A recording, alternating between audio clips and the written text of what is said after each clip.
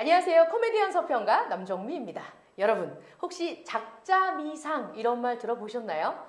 작자미상은 말 그대로 작품의 원작자가 누구인지 알 수 없을 경우에 사용하는 단어인데요. 그 작품 진짜 좋아하는데 와, 작가 누군지 기억 진짜 안 난다 이랬던 경우 있으시죠? 바로 그런 숨겨진 작가와 숨겨진 작품을 발굴해보는 시간입니다. 작자미상 프로젝트 진행해보도록 하겠습니다. 14곳의 출판사에다가 이렇게 원고를 보내는데 번번이 거절당하고 더 이상 희망이 없다라고 느꼈을 때 딱 한 출판사로부터 연락을 받아서 작품이 쫙 나왔었던 조앤 롤링. 와, 난리 났습니다. 예. 이분도 한때 그런 숨겨진 작자였습니다. 우리에게도 그런 작가들이 곳곳에 숨어 있다는 거 여러분 알고 계시죠? 얼마나 캐낼 작가들이 많습니까? 굉장히 뜻깊은 프로젝트가 아닌가 하는 생각이 드는데요. 숨겨진 작품과 숨은 작가를 수면 위로 끌어올리는 시간, 작자미상. 오늘 나와주신 작가분 옆에 앉아 계십니다. 예. 소설 쓰는 박생강 작가님 어서 오세요. 네, 안녕하세요. 소설가 박생강입니다. 반갑습니다. 네. 예. 박생강 작가님, 오늘 네. 굉장히 근사하게 해가지고 오셨는데, 네, 약간 이거 한 10몇 년 전에 쓰시던 모자 아닙니까? 제가 사실은 이 모자가 좀 사연이 있는데요. 네. 제가 2005년에 수상한 식모들이라는 장편 소설로 문학동의 소설상을 받으면서 등단했는데 네. 그때 시상식 때 썼던 모자죠. 15년 전에. 네. 오, 네. 15년 전에 썼는데 네. 오늘 처음 나왔어요. 15년 만에. 네, 15년 전에 쓰고 그다음에 한 번도 안 썼거든요. 왜냐면은 그때 수상을 하지 않아서? 아니 상 받고 이제 수상소감 얘기하는데 뒤풀이에 갔는데 네. 그 홍석재 소설가 선생님께서 너 이 모자 쓰지 말라고 안 어울린다고 그래가지고 그다음부터 안 썼는데 네. 농담처럼 말씀하시긴 했지만 어쨌든 그래서 안 썼다가 이제 한 그 장롱 구석에 있다가 이제 오늘 여기 이제 요거를 한다고 하니까 이제 작자미상 프로젝트를 한다고 하니까 뭘 어떻게 옷을 입고 나갈까 하다가 이제 이 모자가 생각이 나서 15년 만에 이제 써봤어요. 네. 근데 진짜 15년 전에는 어리기도 했으니까 안 네, 어울렸을 네. 것 같아요. 그러니까 성석재 선생님도 네 나이에 안 맞는데 그렇죠. 모르겠어. 그렇게 네, 했을 것 같아요. 그렇죠. 네. 아니, 본인이 마음에 들어서 그랬나? 자기가 네. 지금 당근마켓에 어쨌든. 내놔봐야 성석재 선생님 사갈 수도 있어. 자, 소개 좀 간단히 부탁드립니다. 박생강 작가님 어떤 분이신지요? 네, 좀 전에도 얘기를 했는데 저는 2005년에 박진규라는 본명으로 이제 문학동네 소설상을 받으면서 등단을 했고요. 그때 등단했던 작품이 수상한 식모들이라는 장편 소설이었고요. 그다음에 이제 쭉 한 9년 정도 활동을 하다가 계속 약간 작자미상의 이미지가 있어서 박진규라는 이름을 사람들이 잘 모르고 해서 이제 박생강이라는 이름으로 필명을 바꾸고 그다음에 이제 다시 활동을 2014년부터 해서 2017년에 우리 사우나는 JTBC 안 봐요라는 소설로 세계문학상 우수상을 받으면서 계속 박생강이라는 필명으로 활동을 하고 있습니다. 그렇구나. 박생강이 그러면 이제 필명이신 그죠. 거군요. 제가 소설가 생활을 한 15년 했는데 반 정도, 3분의 2 정도는 박진규로 활동을 했고 한 3분의 1 정도는 박생강으로 활동을 하고 있죠. 그렇구나. 박진규 때는 작자미상인 것 같아서 내가 박생강으로 활동을 하겠다라고 하셨는데 박생강으로 나오셨어요.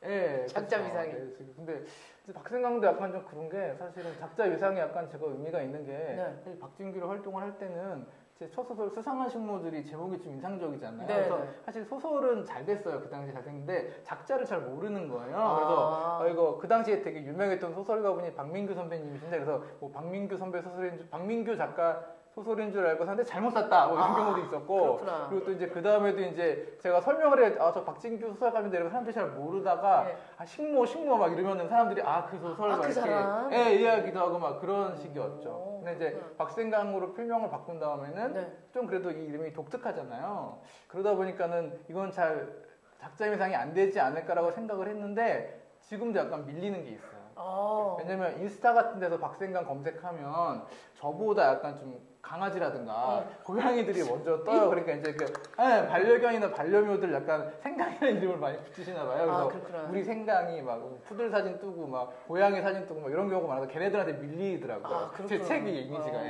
그러면 이제 원래 좀 필명이랑 막 이렇게 쓰는 분도 많잖아요. 뭐 로맨가리도 그렇고, 그죠.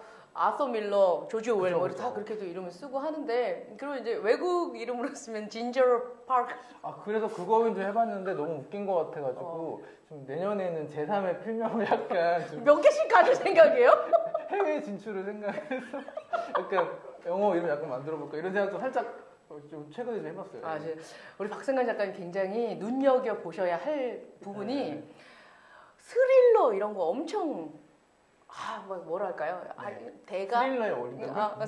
스릴러를 엄청 많이 발굴하고 다니시잖아요. 스릴러를 발굴한다기보다는 제가 네. 이제 사실 직업이 소설가라고 하기보다는 다른 직업들을 좀 많이 가지고 있는데 지금 기자로 활동을 하고 있는데 그 잡지사가 이제 일반적인 사람들은 볼 수 없는 그러니까 이제 뭐 경찰 내부에서만 볼 수 있는 그런 수사 전문지거든요. 그렇군요. 네, 그러다 보니까 뭐 전국에서 일어나는 뭐 살인 사건, 뭐 사기 사건, 뭐 이런 것들을 취재를 하러 다니다 보니까 남들보다는 좀 약간 그런 범죄에 대해서 좀 약간 많이 좀 형사분들한테 직접 듣는 기회가 상당히 많죠. 한 달에 2번씩 가니까. 네. 그러면 세 번째 이름 나왔어요. 박수사. 박수사. 아니 박범죄. 박범죄 영어로 해주세요. 그래요? 네. 크리미널 박. 네. 알겠습니다. 네. 작자미상에 초대됐다고 했을 때 네. 기분이 어떠셨어요? 그래도 나 15년 차인데 완전 잘 나간 소설, 진규 때 잘 나갔는데. 그렇다기보다는 약간 욕먹지 않을까 이런 생각했죠. 진짜요? 네, 작자미상. 중고 신인이 나왔다. 한 네. 신인이 앉을 수 있는 자리를 내가 뺏었다. 약간 그런 생각 살짝 들기도 했는데 어쨌든 아까 말한 것처럼 제가 반려견이나 반려묘한테 밀리고 있기 때문에 어쩔 수 없어. 작자미상에 나올 수 있을 것 같긴 하다는 생각을 마지막에 하긴 했어요. 내 코가 석자다. 네, 그렇죠. 반려견과 반려묘를 이겨야겠다. 맞아요. 다른 생강이들을. 네, 그냥 생강이 아니고 박생강이더라고요. 진짜요? 그러니까 박생강을 검색하면 이제 아마 인스타에 검색하면 이제 많이 나오잖아요. 근데 고양이, 개 이런 것도 진짜 많이 나와요. 그렇구나. 네. 여러분, 박생강 작가가 더 올라가야 됩니다. 개 고양이보다. 예. 일단 저 오늘 책 가지고 오셨는데 네. 저희가 이 작품 때문에 작가님을 모셨어요. 그렇죠. 우리 싸우는 JTBC 안 봐요. 이거 네. 어머님들이 하는 말이에요. 우리 싸우는 JTBC 안 봐요. 이렇게 하는 거죠? 제가 남탕에서 일해가지고 거기까지 잘 모르겠어요. 우리 싸우는 JTBC 안 봐요. 이렇게. 그렇게까지 말은 하진 않았지만 네네. 저희 회원님들은 어쨌든 간에 뭐 JTBC 채널을 안 보긴 했었죠. 그 당시에. 어떤 내용의 책인지 좀 설명 좀 부탁드립니다. 네, 이 소설은 이제 일반적인 사우나는 아니고 이제 약간 회원제 피트니스에 있는 딸린 사우나에서 일하는 사우나 매니저의 얘기고요. 예. 그리고 이제 뭐 그곳이 이제 약간 좀 상류층 1%였던 사람들이었는데 약간 이제 좀 은퇴하시고 이런 노인분들이 많이 다니는 그런 곳을 배경으로 해서 거기서 일하는 사우나 매니저의 시점으로 이제 그걸 관찰하는 그런 소설이에요. 그렇군요. 굉장히 그 소재가 좀 약간 좀 은밀하기도 하고 굉장히 세부적인데 네. 혹시 뭐 경험담이신가요? 네, 그렇죠. 제가 1% 상류층이었다가 지금 그건 아니고요. 아니에요? 네, 2015년 정도에 제가 이제 소설가를 그만두려고 생각하고 난 더 이상 쓸 게 없다. 그래서 이제 그만뒀었고 좀 다른 직업을 찾아봤었어요.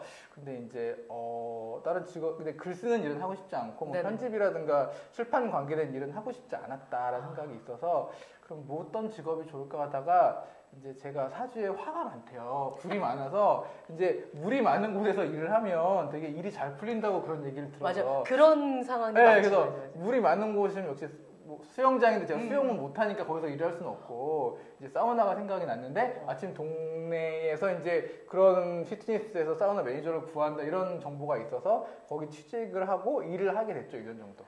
그때 들었었던 경험담이나 이런 것들이 그런 것들이 많이 녹아있는 소설이죠. 그렇군요. 사우나 매니저라는 직업을 경험하신 건데 그 매니저는 어떻게 뭐 팬티 챙겨드리고 하나요? 운동복 저렇게 객해서 놓고 이제 수건, 양말 뭐 이런 것들 이제 그렇구나. 린넨 관리라고 저희는 말을 하는 게 예, 그런 예. 거 하고 이제 그 안쪽에 샤워실 대신에 이제 사우나 시설이 있는데 거기 좀 약간 청소해주고 막 면봉 이렇게 챙겨주고 이런 거 하고. 면봉 더러우면 진짜 화가 나. 네, 그렇죠. 맞아요. 또 면봉을 또 가끔 훔쳐가시거든요. 진짜? 그것도 화가 나. 이렇게 가져가니까 없어지면 또 다섯 배 챙겨야 되고 하니까. 그렇구나. 굉장히 세심한 직업을 하셨네요. 은근히 세심하고 또 저희 저를 처음에 교육시켰던 거기 이제 뭐랄까 팀장님께서 되게 꼼꼼하신 분이기 때문에 그래서 각 잡는 거 되게 좋아하시고 그래서 맨날 혼났어요. 운동복 각을 잘 못 잡는다고 이렇게 운동복 반바지가 운동복에 있는데 무슨 각이 있어? 이렇게 반바지들인데 사이즈가 다르지 않고 제일 큰 거 밑에 맞아. 크고 늘어난 거 밑에 제일 이렇게 쨍쨍한 거 위에 이렇게 올려놔야 되는데 그것도 이렇게 딱 이렇게 짝짝짝 각이 맞춰야 되는데 제가 그런 걸 잘 못해가지고 처음에 많이 혼났죠. 원래 이렇게 순서대로 2X라지, X라지, 라지, 네, 맞아요, 미디움, 맞아요. 스몰 이렇게 올려놓잖아요. 아 갔는데 아줌마 이렇게 살펴보고 나를 제일 밑에 거 꺼내면 굉장히 기분 나쁘거든. 근데 이제 저희가 재밌었던 것은 그 한류충 호텔식 그런 호텔 히트니스, 호텔 사우나를 지향하는 곳인데 좀 시설이 오래돼가지고 아하. 약간 좀 낡았어요. 그래서 다니는 사람들은 이제 좀 상류층인데 정작 시설은 약간 좀 뭐 천장에 좀 목욕탕에 곰팡이 좀 아 왜 있고. 그분 보시면 어떡하려고 네, 그래. 그리고 이제 지금은 좀 달라졌겠죠. 아, 그렇죠? 그래서 이제 운동복도 너무 늘어난 거 많이 입고 막 이래가지고 좀 그런 대비가 좀 재밌었던 곳이기도 했죠. 아 굉장히 재미있고 다양한 에피소드들이 있을 것 같은데 혹시 기억에 남는 일 있으면 하나만 풀어봐 주세요. 그냥 뭐 우리가 잘 아는 셀럽들이 왔다 갔다 한다. 진짜요? 네. 누구요 빨리? 올드보이? 진짜? 올드보이의 유지태? 아니 그럼 네. 내가 아마 네. 누가 그냥 네. 사우나도 네. 가고 네. 그렇구나. 아니면 뭐 님과 함께? 네. 그렇군요. 많은 네. 분들을 만났겠네요. 네, 그죠. 뭐 풍상 뭐 이런. 네. 이런 내용 나오나요 여기? 다 나오진 않고요. 그리고 이제 그런 셀럽분들 계셨고 뭐 우리가 잘 이렇게 검색하면 나오는 뭐 전직 뭐 판사, 전직 국회의원 뭐 이런 분들이지만 만약 할아버지가 되신 이런 분들 아니면 뭐 재벌가의 뭐 사위 막 이런 것 분들이 이제 왔다 갔다 하시긴 했어요. 네. 여기에 우리 사우나는 JTBC 안바요에 등장하는 매니저가 좀 당하거나 이런 일들도 있나요? 거의 이제 서울에 약간 이제 소 닭 부듯이 하는 그런 분위기이기 때문에 그런 거라기보다 근데 약간 좀 눈에 보이지 않는 사람처럼 이렇게 그런 느낌이긴 하지만 근데 또 맨날 보다 보니까 또 그럴 수는 없잖아요. 맞아. 한두 마디 대화는 오가고 하는데 근데 이제 그게 되게 막 진솔한 대화는 아니고 이제 왜 시설이 이러느냐 뭐 이런 종류의 대화들이 많이 오가죠. 그렇다고 매니저한테 뭐라고 얘기한다 해서 이게 바뀔 수는 없으니까요. 바뀔 수는 없죠. 바뀔 수는 없는데 이제 뭐 그렇다고 거기 대표님께 얘기할 수는 없으니까. 그러니까 혼자 듣고 혼자 눈에 보이니까 이제 우리는 한 귀로 듣고 한 귀로 흘리고 막 이런데 네, 곧 고쳐질 겁니다. 막 얘기하지만 아이고 막 이렇게 가고 막 그런 상황인 거죠. 내년에 가도 똑같은. 그렇죠. 좀 그런 경우들이 있었죠. 그래서 예. 그런 거 이제 잘 이제 피해 다니고 막 이제 그러니까 그런 불평을 좀 많이 하시는 회원님들이 나타나면 네. 숨어 있고 막 이런 거 있잖아요. 야 왔어 야 빨리 나와. 그런 거 있었어요. 그래서 그런 경우 있었고. 인터뷰 보시면 아시겠지만 박생각 작가는 굉장히 낙천적이고 굉장히 재미있고 또 굉장히 좀 뭐랄까요 세심한 면이 있는 그런 인간적으로도 그런 분이시거든요. 이런 분이 참 어떻게 보면 좀 경험을 좀 상처받을 수도 있는 직업에 종사하면서 겪은 경험들이 담겨 있는 이 책. 그렇죠. 근데 이제 사실은 좀 울지 말고요. 근데 이제 사실 저는 거기서 소설하고 좀 다른 게 나름 되게 할아버지 분들한테 되게 이쁨 받는 스타일이었어가지고 되게 맞아. 싹싹하다고 그래서 저는 되게 편하게 사실 일을 해가지고 각은 못 잡아서 팀장한테 혼났지만 싹싹해. 회원님들은 되게 그래서 되게 팀장님이 되게 너는 되게 어떻게 회원님들 이렇게 말을 되게 잘하냐 그래서 그런 칭찬도 나중에 너는 각은 못 잡아도 이렇게 친절을 통해서 여기에 분위기를 바꿔놨다. 근데 그런 얘기를 쓸 수는 없으니까 좀 약간 그런 좀 배제하고 약간 좀 그렇게 했는데 그렇게 잘난 척은 여기서 하면 돼요. 뭐 잘난 척은 아니고 그냥 이제 저는 좀 편하게 대했던 것 같아요. 회원님들하고 그래서 먹을 것도 많이 사주시고 그런 분들도 계셨고 좀 그래서 저는 거기 일하는 게 나쁘지 않았었어요. 1년 정도 일했지만 그래서 1년 정도 일하고 그만둔 게 힘들어서 그만둔 건 아니었고 좀 1년 동안 일하다 보니까 너무 좀 지루해서 그러니까 이제 좀 맨날 반복되는 일이 계속되다 보니까 온도도 항상 26.5도 맞춰야 돼요? 26.5도 근처였던 건 따뜻한 온도 그러니까 에어컨은 틀지 않으나 회원님들이 벗고 나오셨을 때 거기서 이제 좀 감기에 안 걸릴 정도의 온도를 사계절 유지해야 돼요. 근데 정작 안에 있는 그 사우나 맨날 고장 나가지고 온도가 안 맞아서 화를 내시긴 했지만 어쨌든 좀 라운지는 좀 온도항상 입장이었습니다. 그렇군요. 이 많은 정보와 많은 섬세함이 응집되어 있는 이 책 중에 저희가 좀 많은 분들이 좀 읽어주셨으면 좋겠다 생각하시는 낭독법을 좀 골라달라고 말씀드렸거든요. 박승만 작가님 어느 페이지 좀 읽어주시겠어요? 제가 최근에 이제 이 소설 낸 지가 오래돼서 잘 기억이 안 났는데 이제 거기 나오는 주인공이 태권이라는 인물이거든요. 30대 초반에. 근데 이제 그 나이 또래 독자분께서 이 소설을 읽고도 되게 여러 가지 감상을 이야기해 주셨어요. 근데 특히 마지막 부분이 되게 좋았다고. 마지막 부분에 이제 여기 등장하는 사우나 매니저 태권하고 소설가 원래 주인공은 소설가거든요. 여기서도 소설가인 그 화자 태권이 서울이 이제 약간 환타이처럼 대화를 나누는 장면이 나와요. 자기가 거기서 일했던 시절에 대한 거에 대해서 그래서 그 부분을 한번 좀 읽어보고 싶더라고요. 알겠습니다. 자, 읽어 주시죠. 네. 나는 맥주로 천천히 목을 축였다. 옆자리에 앉은 사우나 매니저 태건은 특유의 시큰둥한 얼굴로 나를 바라보았다. 그가 시중을 드는 헬라올의 남자들을 은연중에 바라볼 때의 표정처럼 말이다. 하지만 잘 생각해보니까 그래. 내가 너무 쉽게 생각한 거야. 내가 쓰다가 포기한 소설에는 박봉에 착취당하는 인간의 고뇌가 없어. 내 실수야. 그는 내 말에 고개를 끄덕였다. 그 말이 일리가 없는 건 아닌데 헬라올이 고뇌할 만한 장소는 아니잖아? 아니, 사람을 고뇌 없이 만드는 공간 아니었어? 글만 쓰는 사람이라서 인간이 사는 장소를 너무 관념적으로 생각하고 있는 거 아니야? 잠깐, 나는 글만 써서 그런 게 아니라고. 너무 오랜만에 글을 써서 인간의 고뇌를 담을 수 없게 된 거지. 하지만 생각해보니 푸른 옷을 입은 태권의 말도 일리는 있었다. 헬라올은 사람을 느슨한 풀밭을 떠도는 양들을 돌보는 양치기 개처럼 만드는 그런 곳이었다. 월급은 짰다. 하지만 바쁜 한두 시간 빼고는 너무 한가해서 그 월급도 괜찮다 싶었다. 정신없이 바쁜 여자 사우나보다 눈꽃만큼 월급도 많고 일은 반절로 한가하니까. 투쟁 의지가 생기기는 해도 그냥 습식 사우나에 앉아있는 인간처럼 그 의지가 푸시시시 가라앉는 곳이었다. 그럴듯한 불꽃 점화가 이뤄지기에는 쓸모없이 평온하고 고요했다. 하지만 왜 이 소설의 주인공은 고민하지 않는 걸까? 나는 옆자리에 앉은 태건을 미심쩍은 눈으로 바라보았다. 고민하잖아. 운동복이나 수건 이런 거에 대해서. 아니 그런 거 말고 작가로서 자의식이 없더라니까. 왜 내가 그곳에서 그런 환경에서 일해야만 하는가 하는 인간으로서 남자로서 작가로서의 고민 말이야. 태건은 고개를 끄덕이고는 안주로 나온 강냉이를 하나 씹었다. 그래, 뭐 그렇다 치자. 그런데 생각해보라고. 태건은 자의식하고는 좀 거리가 먼 인간 아니었어? 그 말에 나는 잠시 머뭇거렸다. 그가 말하는 태건이 소설 속 자신인지 아니면 그 바깥에 있는 나인지 알 수 없었다.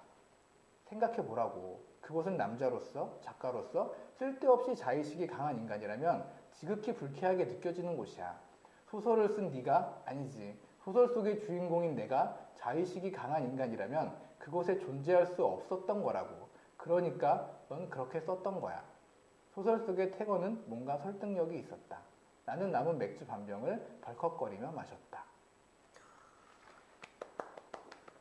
네, 이 자의식에 대한 얘기가 계속 나오고 있는데 우리 박생강 작가님의 자의식, 뭐 작가님은 어떤 작가이고 싶다라고 생각하는 그런 포부나 이런 것들이 있을까요?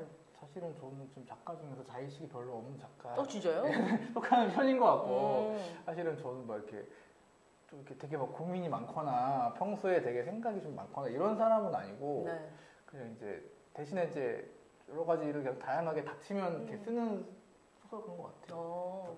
닥치면 쓰는 소설가다 이 정도가 되지 않을까요? 그러니까 네. 이게 이렇게 닥치면 쓰는 그게 소설가 뭔가 이렇게 주어지면 어떻게든 쓰게 되는 그런 소설가. 그러니까 저는 항상 뭔가를 어떤 작가분들은 되게 내가 앞으로 이런 걸 쓸 거라고 계획을 되게 많이 하시잖아요. 네네. 저는 저도 계획 세워봤는데 그거는 한 번도 안 써봤고 항상 그 내년에 뭔가 닥치는 일 그거에 대해서 내가 쓰고 있더라고. 그 내년이 되면. 그래서 사실 내년에도 뭔가 닥치긴 하거든요. 지금 여기 아르티잔하고 몬스터 콜렉터라고 이제 한국의 괴물을 찾는 그런 다큐를 하고 있는데 그래요? 네, 그래서 이제 내년에는 내가 괴물을 찾아야 되는구나 해서 괴물을 찾는 얘기를 써야 되네. 그래서 그거를 지금 준비를 또 하고 있고 그래서 뭔가 이게 닥치고 주어지고 하면 그거를 이렇게 소화해서 쓰는 종류의 작가인 것 같아요.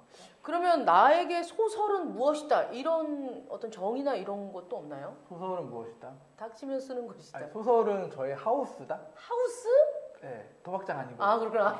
어떻게 아니고, 쏙 읽었대 내 마음을? 네, 그거 아니고 뭐랄까. 전 사실 지금은 소설가라기보다 약간 좀 전문가 같은 생각이 들 때도 있어요. 그러니까 아까 말했듯이 그 수사 전문지 수사연구 기자로도 활동하고 있고 또 소설가 박생강의 옆구리 TV라고 대중문학 칼럼을 쓴 지도 거의 한 8년 되거든요. 그러다 보니까 되게 다양한 것들을 글을 쓰고 그 중에서 가장 돈이 안 되는 게 소설인데 근데 이제 그렇지만은 어떤 소설가라는 그런 자격증을 내가 가지고 있고 그거를 품고 있기 때문에 다른 글을 쓴 일들을 할 수 있는 게 아닌가. 그래서 내가 여러 가지 글을 쓴 일들의 중심에는 그 하우스가 바로 소설이 아닌가 그런 생각을 좀 하고 있어요. 어쨌건 딱 중심이 되는 것은 소설을 그렇죠. 쓰는 일이고 다양한 경험들이 나중에는 이쪽으로 다 와서 또 다시 모이게 된다. 다시 또 이쪽으로 가기도 하고. 아는 분들도 있겠지만 작가님을 모르는 분들도 사실 많잖아요. 이렇게 말씀도 잘하시고 또 너무 풍성한 어떤 그런 소양을 가지고 계신데 풍성한 소양이 뭐예요? 뭐 닥치면 또 가서 일하겠지. 아 그런 거? 예. 뭐든 다 시키면 다 할 수 있다. 이게 네, 풍성한 소양인 거예요. 그래요, 그래요. 예. 어떤 작가로 살고 싶다 이런 것도 있나요? 어떤 작가로?